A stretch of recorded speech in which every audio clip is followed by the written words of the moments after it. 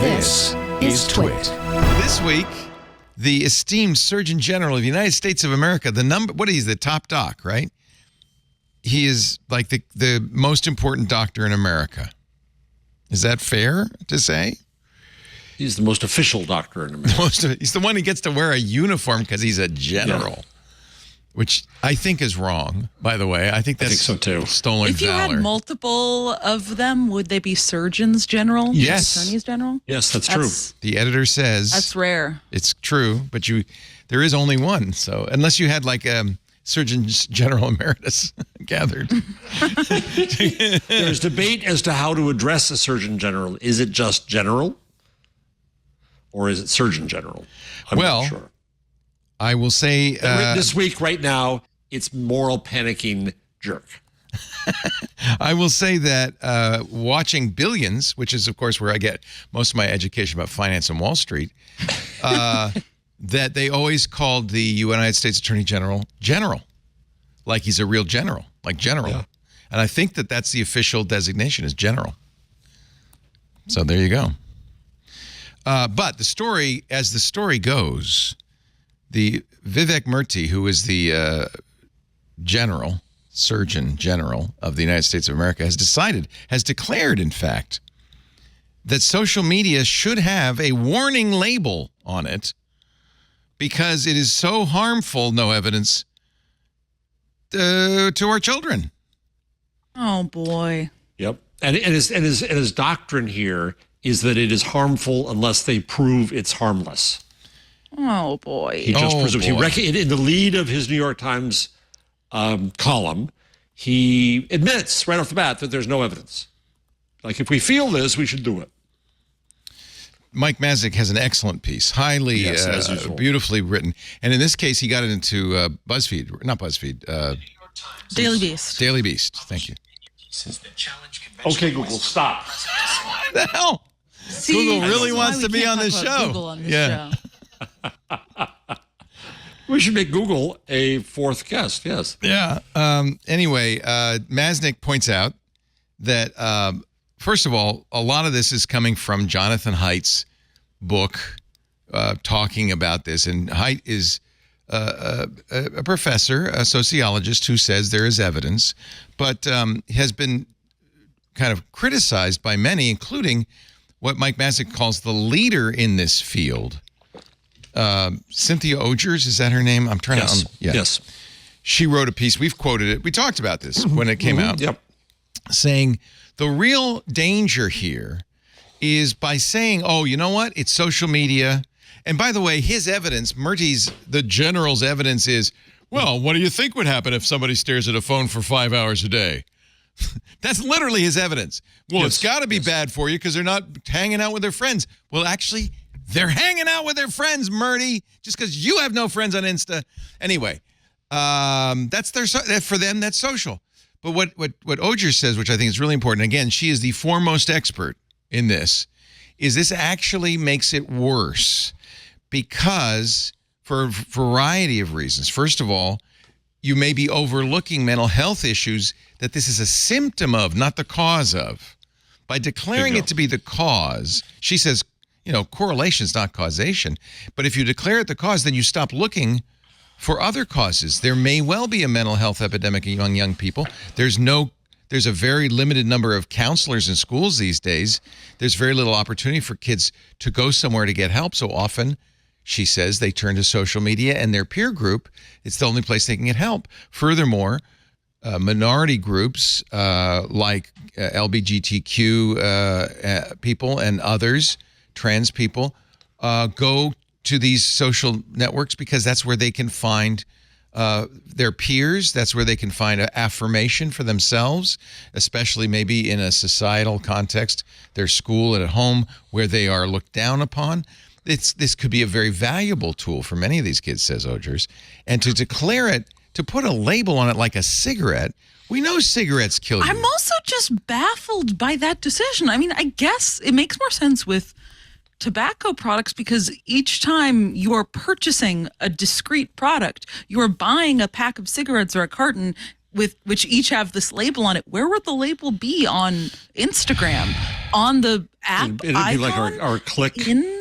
Like the Europeans and the click, probably. Every time you go into it, this is harmful to you. Are you sure you want to do this, you idiot? I don't want people to think that this is going to happen because he doesn't have the authority to do that.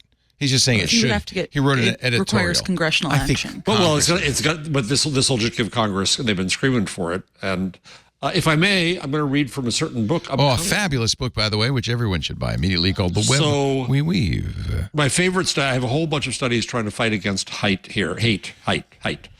Oxford's Amy Orban and Andrew Przybylski, who are two other experts from the UK who do a lot of research here. They analyzed 3 large-scale social data sets with more than 350,000 subjects. And they found that the association between digital technology and adolescent well-being is negative but small. Quote, the association of well-being with regularly eating potatoes was nearly as negative as the association with technology use, and wearing glasses was more negatively associated with well-being because you got called 4 eyes when you were a kid and it hurt. Well, they should put warning labels on glasses and French fries. Require contacts for all people. There's no data here. And the New York Times takes his op-ed, splashes it like crazy. The Washington Post, God bless them, did reporting immediately saying, researchers don't agree with this. They don't find the evidence. They shouldn't do this. And the next day, the New York Times buries a story saying, not everybody agrees with Murthy here. It's moral panic and sensationalism. And it's going to affect the freedoms of the internet. I will defend the New York Times here because he is the Surgeon General. But they should have had a story at the same time. Maybe they should have explained that it's not given context. Yeah, yes. I agree. They should have provided context. But if the Surgeon General comes to you and says, I want to write an opinion piece, you're going to, that's appropriate for the journal. They didn't have to put the lead of the paper on it and online, and they should have done reporting. Yeah. If they were going to do that and make a news story out of it. I agree.